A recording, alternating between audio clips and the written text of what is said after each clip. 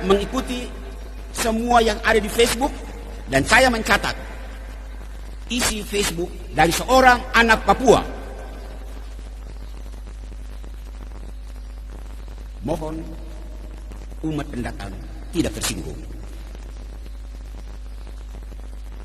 Kalau mahasiswa Papua itu monyet, artinya monyet cari ilmu di Surabaya. Dengar baik-baik. Monyet cari ilmu di Jawa, monyet cari ilmu di Sulawesi, monyet cari ilmu di Sumatera, monyet cari ilmu di Kalimantan, monyet cari ilmu di Maluku. Sementara, dan ini jangan tersinggung, sementara manusia Jawa, manusia Sulawesi, manusia Maluku, manusia Sumatera datang mencari makan di tempat monyet. Membaca SMS itu saya malu. Saya malu sekali. Pikir dan renungkan.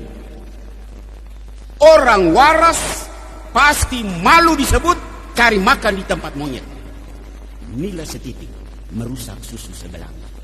Mulut satu anak, satu orang, beberapa orang Surabaya merusak susu sebelanga Jawa, susu sebelanga orang pendatang.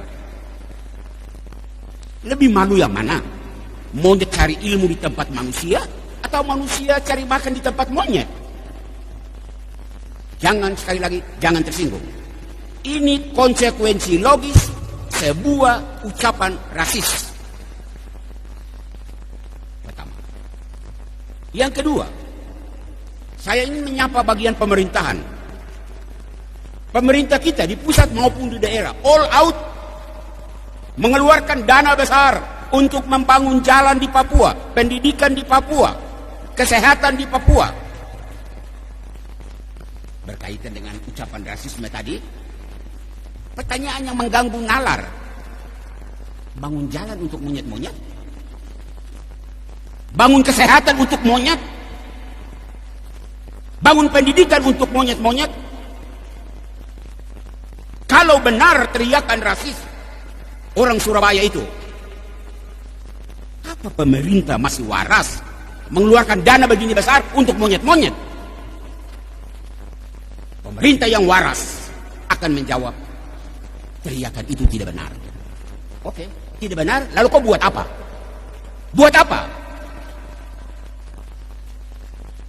Ketiga, pihak keamanan, polisi, tentara, kamu dengar? Polisi tentara di tanah Papua ini terlalu banyak. Ya, ini kan wilayah negara Republik Indonesia. Wajar toh? Wajar. Tetapi Anda hadir di tanah ini dengan segala perlengkapan keamanan yang hebat-hebat. Saya Pastor Amandus hanya mau bertanya, seluruh perlengkapan hebat-hebat itu untuk jaga monyet-monyet? Jangan tersinggung, polisi dan tentara.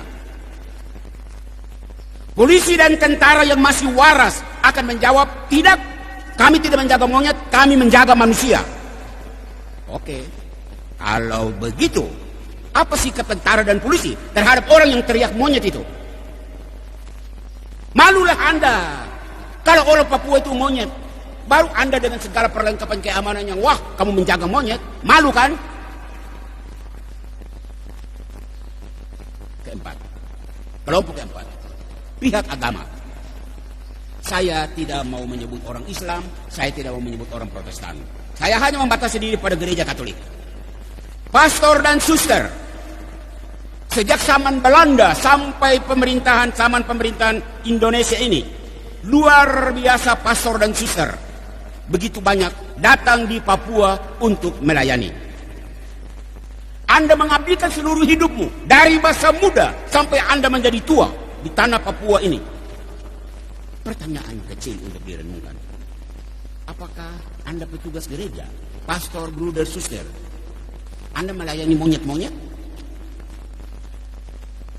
Sebelum pastor, suster, bruder yang lain menjawab, saya Pastor Amandus mau menjawab. 36 tahun saya mengabdikan diri sejak masih muda sampai rambut sudah putih ini di Papua.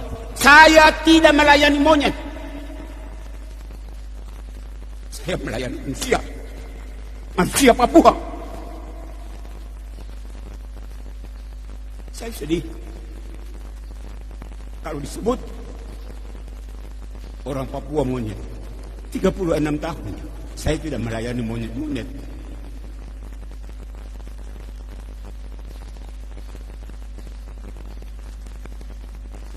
Kelima, terakhir,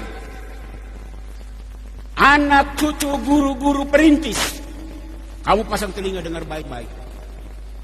Kamu pernah mendengar cerita dari kamu punya orang tua, kamu punya tete nenek, pertama kali datang di Papua tahun 20-an, tahun 30-an.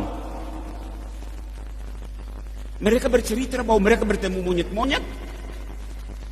Apakah kamu mendengar cerita bahwa orang tuamu datang mengajar monyet-monyet? Tidak, bukan? Kalau tidak, anak cucu perintis, jangan diam. Buat sesuatu dong untuk saudara-saudaramu orang Papua. Di sini, gereja Katolik yang masih waras, gereja harus membantah